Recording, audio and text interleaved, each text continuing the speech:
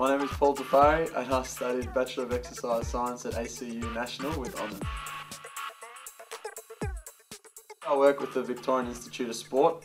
Basically I'm an assistant coach to the track sprint cycling team, and I also work as an exercise scientist collecting data on the track sprint cyclists in the program, and not just Victorian cyclists, Australian cyclists as well, and talent identified cyclists that are coming through the ranks as well. So I collect data on all of those guys, sport science data, so like power outputs and cadence, just to see how their progressions are going. And I just work with the coach on training programs to get the most out of it. Probably start by heading to the track, to the velodrome where we train. Then throughout their training we'll monitor the times of their efforts and collect data for each effort and put it all together into a spreadsheet at the end, comparing it to other training sessions.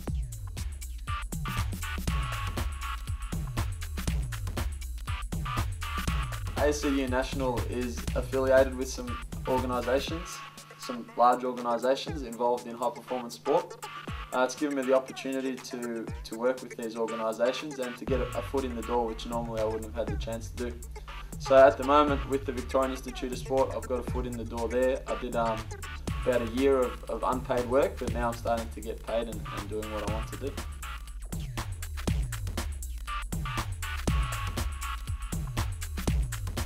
Well, in undergrad I focused more on the science aspect of things, so looking at physiology and biomechanics. So with my honours I focused on exercise physiology, and I looked at physiological and performance changes of junior track sprint cyclists.